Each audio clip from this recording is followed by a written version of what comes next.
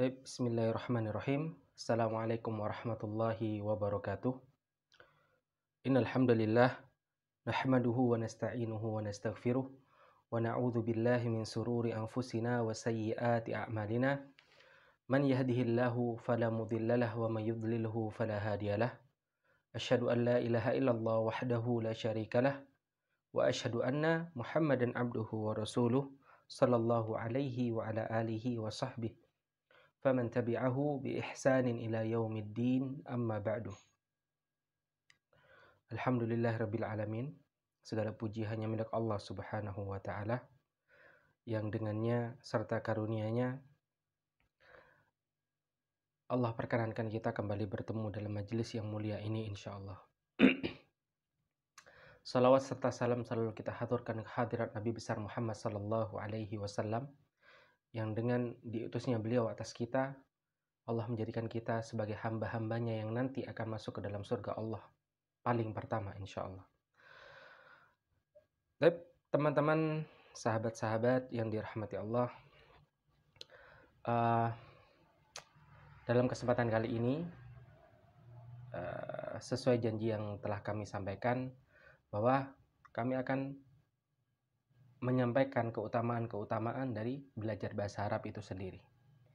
Karena ketika kita ingin belajar sesuatu, maka kita harus menemukan sebuah motivasi yang mendorong kita agar kita jauh lebih kuat, jauh lebih istiqomah, ya, jauh lebih memiliki komitmen untuk menyelesaikan pembelajaran yang akan kita lakukan. Teman-teman yang dirahmati Allah, perlu kita ketahui bahwa Umar bin Khattab radhiyallahu taala anhu itu pernah menyampaikan sebuah kalimat yang dengan itu sebenarnya kita sudah harus sangat termotivasi. Beliau pernah mengatakan, ta'allamul arabiyyah fa innahu juz'un min dinikum. Belajarlah kalian bahasa Arab. Sesungguhnya bahasa Arab itu adalah bagian dari agama kalian. Jelas. Kalau kita mengerti bahwa kehidupan kita di dunia ini adalah sebuah perjalanan yang sementara, maka kita akan tahu bahwa tujuan kita yang sesungguhnya adalah surga Allah Subhanahu wa taala. Maka dari itu, mempelajari agama menjadi sebuah hal yang lazim, sebuah hal yang harus kita lakukan.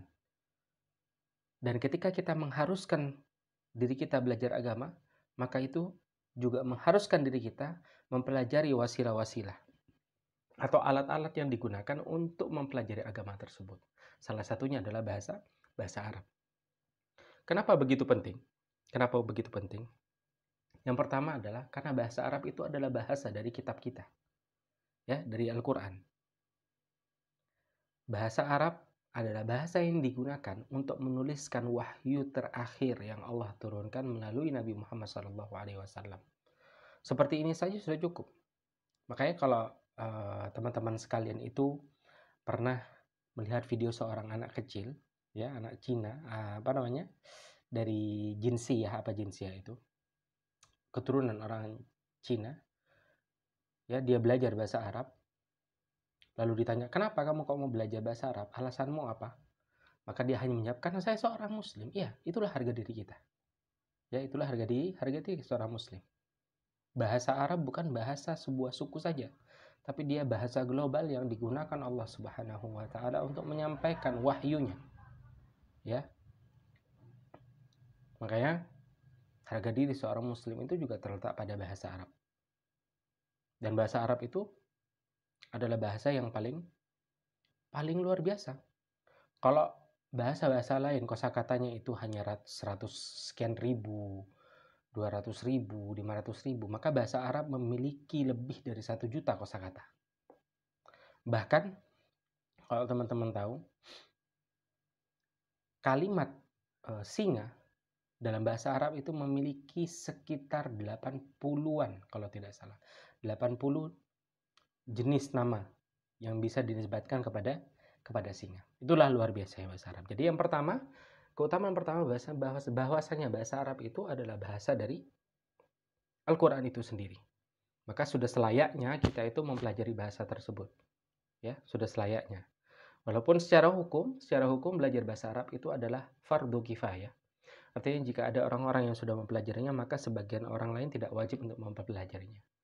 Tapi yang jelas ketika Allah Subhanahu wa taala memilih kita untuk belajar bahasa tersebut, maka artinya Allah telah memilih kita untuk menjadi pelaku-pelaku kebaikan, ya, yang mengangkat kewajiban dari teman-teman yang lain. Ya, yang jelas orang pilihan, bukan orang sembarangan. Kemudian yang kedua, bahwa ketika kita bisa bahasa Arab, itu memudahkan kita untuk mengerti dan menghafal Al-Quran. Beda ketika seseorang ngerti bahasa Arab sama yang tidak ngerti bahasa Arab, ya, dengan kualitas kemampuan hafalan yang sama. Ketika dia menghafal satu halaman, maka orang yang memahami bahasa Arab akan lebih cepat. Kenapa? Karena dia mengerti artinya, memahami maknanya. Itu salah satu keutamaan luar biasa, terutama bagi mereka-mereka yang ingin anak-anaknya menjadi hafid atau hafidhah misalnya, menjadi penghafal Quran, maka alangkah baiknya diajari bahasa Arab dari kecil. Ya, diajari bahasa Arab dari kecil. Kemudian keutamaan yang selanjutnya adalah ketika orang mengerti bahasa Arab, maka dia diberi kemampuan oleh Allah Subhanahu wa taala untuk bisa memahami Islam secara keseluruhan. Kita tahu bahwasanya di dalam Al-Qur'an itu terdapat bagian hukum-hukum, di dalam hadis hukum-hukum juga, ya. Kalau kita bisa memahami ya seluruhnya, terutama memahami kaidah-kaidah bahasanya dan lain sebagainya, maka kita bisa mengerti itu. Ya, kita bisa mengerti hukum-hukum, atau kita juga bisa terbantu dengan bisa membaca kitab-kitab para ulama yang terbuat dari bahasa Arab. Karena teman-teman sekalian perlu tahu bahwa kitab-kitab terjemahan itu bisa jadi mereka salah mengerti maksud daripada penulis, itu bisa saja. Ya. Dan membaca hukum-hukum Islam yang tertulis dengan bahasa Arab itu jauh lebih menyenangkan daripada dari bahasa Indonesia. Ya. Dan buku yang ada 1 jilid misalnya, ketika diterjemahkan ke dalam bahasa Indonesia itu bisa jadi 3 jilid atau 4 jilid, ya. Karena keistimewaan bahasa Arab itu inqalla wadalla. Singkat tapi isinya bisa padat, ya. Misalnya di bahasa Arab hanya terdiri dari 4 kata, maka dalam bahasa Indonesia bisa jadi 8 kata. Itulah keistimewaan dari bahasa. Jadi karena kita akan dipermudah tuh. Dimudahkan untuk membaca kitab-kitab dari literatur bahasa Arab, ya, kitab-kitab turath namanya, kitab-kitab warisan yang tertulis dengan bahasa Arab itu akan lebih nyaman, lebih menyenangkan ketika kita bisa baca. Ya, sama seperti ketika bisa membaca Al-Qur'an kemudian faham langsung maknanya. Ya, jelas-jelas berbeda orang yang sholat membaca Al-Fatihah, dia tidak mengerti artinya, dengan orang yang sholat membaca Al-Fatihah tapi dia faham. Akan lebih khusyuk, akan lebih bisa menikmati sebuah ibadah. Itu luar biasanya bahasa Arab sebenarnya. Walaupun memang tidak banyak orang yang memiliki minat ke sana. Ya, tidak banyak orang yang memiliki minat ke sana. Kemudian bahasa Arab itu juga adalah bahasa dengan kemuliaan yang luar biasa. Kenapa dia mulia biasa? Pertama,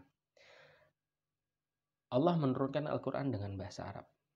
Yang kedua, Allah menurunkan bahasa Arab tersebut kepada manusia paling mulia, yaitu Muhammad. Yang menurunkan juga adalah malaikat yang paling mulia, yaitu Jibril alaihissalam. Jadi ini bukan bahasa biasa, ya, bahasa biasa. Perlu teman-teman ketahui, ketika Al-Quran itu turun di kalangan bangsa Arab itu sedang sangat menghargai para penyair-penyair yang bisa membuat sebuah syair dengan bahasa yang amat tinggi. Ya, kalau dalam bahasa Arab itu ada ilmu namanya balaghah, dia berfungsi untuk memberikan susunan-susunan kata yang fantastis gitu ya, yang sangat luar biasa susunan kata. Kalau kita mungkin syair-syair gitu jadinya. Mereka sangat menghargai itu. Makanya ketika mereka mendengarkan potongan-potongan ayat Al-Quran, apa yang mereka mengatakan? Sesungguhnya itu bukan perkataan manusia. Makanya tidak ada seorang pun manusia yang bisa menyusun kata-kata sebaik apa yang ada dalam Al-Quran. ya. Karena itu dari Allah langsung. Kemudian diturunkan oleh Jibril, malaikat, ya, sayyidul malaikah, tuannya para malaikat, ketuanya para malaikat. Kemudian diturunkan kepada Muhammad, yang mana Muhammad sallallahu alaihi wasallam adalah manusia yang paling mulia, ya, yang paling mulia. Maka dari itu bersyukur kita menjadi umat Muhammad, salah satunya dengan cara mempelajari bahasa Arab untuk memahami agama kita dengan baik, ya, untuk memahami agama kita dengan baik. Dan teman-teman sekalian, ya, itu di antara keutamaan bahasa Arab yang sebenarnya masih banyak, ya. Bahasa Arab itu adalah bahasa yang tegas, ya. Misalnya ketika ada perintah aqimis shalah, aqim as-shalah, aqim itu dirikanlah, as-shalah itu salat, ya. Ketika disebutkan, maka yang akan difahami secara langsung bahwasanya itu adalah kalimat perintah yang menjadikan hukum salat jadi wajib. Tidak bisa diselewengkan ke kanan ke kiri kecuali ada pendalilan, ada dalil lain yang datang meringankan hal tersebut. Nah, itu masuknya nanti di ilmu usul fikih, ya, peletakan dasar-dasar hukum fikih. Jadi, tapi tidak perlu dipikirkan terlalu berat, ya teman-teman sekalian. Sebenarnya bahasa Arab itu tidak sesusah yang kita bayangkan, namun tidak bisa diremehkan, begitu saja. Yang jelas, teman-teman perlu tahu bahwa kendala terbesar dalam belajar bahasa Arab itu bukan tentang bobot dari bahasa itu sendiri. Jujur, saya mengajar di beberapa tempat dulu. Yang paling berat itu bukan materi, bukan materinya, ya, bukan tentang grammar bahasa Arabnya, bukan tentang kosakatanya, bukan tentang dan lain-lain. Tapi yang paling berpengaruh terhadap bahasa Arab, penguasaannya adalah konsistensi, istiqomah, itu yang paling berat. Apalagi kalau kita belajar bahasa Arab berniat untuk memahami agama kita, maka setan lebih kuat lagi ganggu kita. Beda sama dengan orang yang belajar bahasa Arab tujuannya untuk jadi penerjemah lalu dapat duit. Tidak sama. Gangguannya beda. Tapi kalau ada orang datang niat belajar bahasa Arab kemudian niat belajar bahasa Arab untuk memahami agamanya, maka setan itu akan mengganggu kita dengan berbagai cara. Lewat anak-anak lah, lewat inilah, sibuk lah, apa dan lain sebagainya. Padahal belajar bahasa Arab itu bukan kursus biasa, ya. Jangan menunggu waktu kita kosong, tapi kosongkanlah waktu kita untuk belajar bahasa Arab. Itu yang paling penting. Baiklah, ada beberapa hal lagi yang saya ingin jelaskan, ya. Itu tentang apa yang harus kita pahami untuk menguasai sebuah bahasa. Bahasa mana saja, ya, bahasa mana saja. Dan apa saja yang akan kita pelajari untuk menjadi speaker atau pembicara bahasa tersebut, ya. Insyaallah setelah ini kita akan beralih ke penjelasan tentang hal-hal tersebut.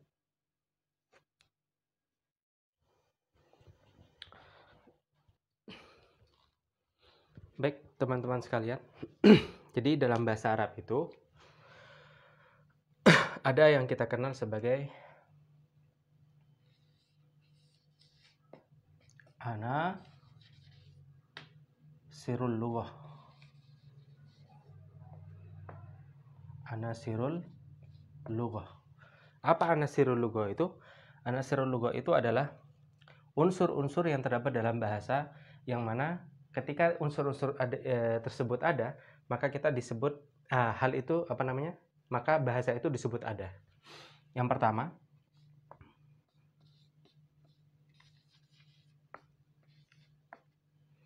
al-aswat, atau dalam bahasa kita itu suara-suara. Apa suara-suara yang dimaksud?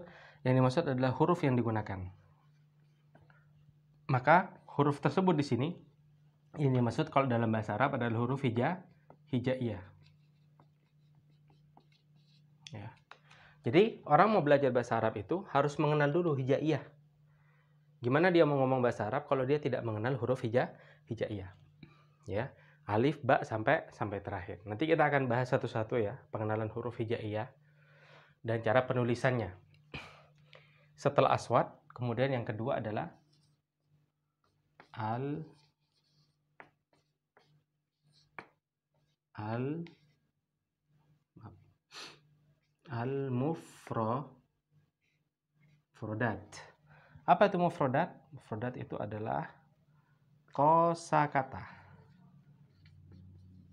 Ya.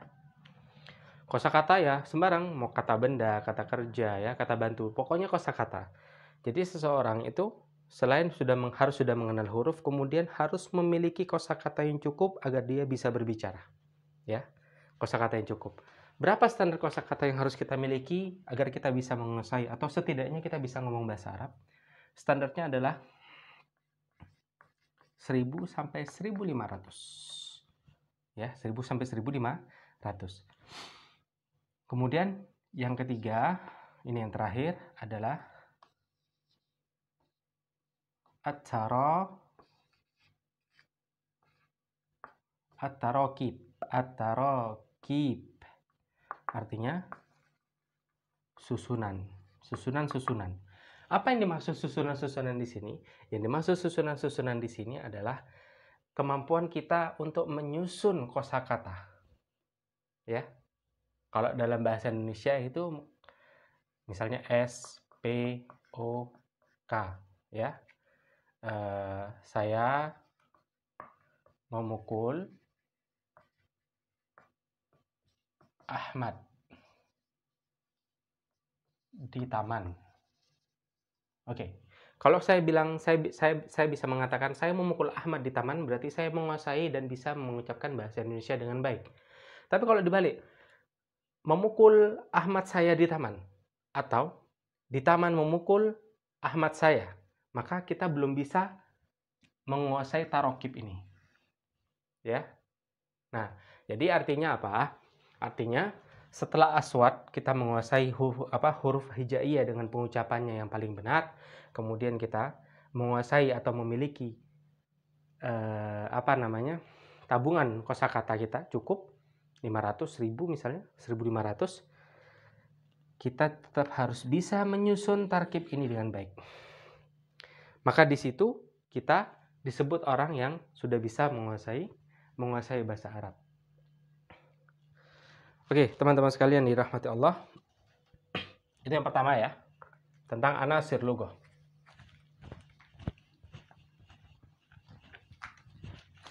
Kemudian setelah anasir lughah atau unsur-unsur bahasa itu dikuasai,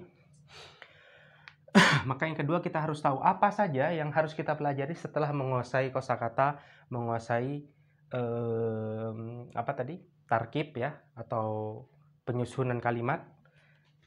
Maka kita harus mengenal namanya maharat al-lughah. Maharat lughah. Apa maharat ini?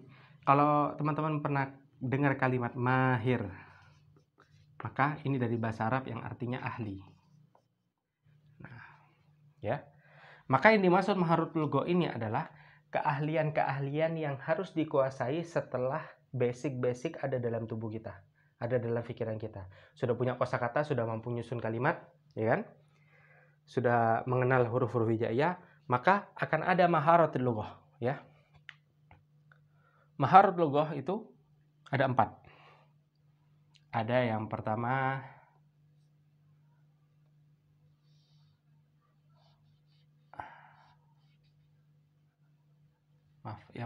adalah al-qiraah. Al-qiraatu. Kemudian ada al-kitabatu.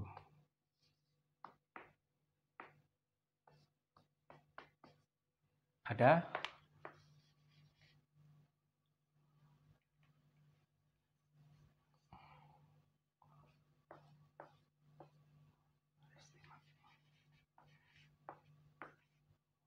al-istima', al-kalam. Ya. Jadi ada 4. Pertama qiraah, yaitu membaca. Artinya kemampuan kita untuk membaca buku-buku yang tertulis dengan bahasa Arab, kemudian menulis,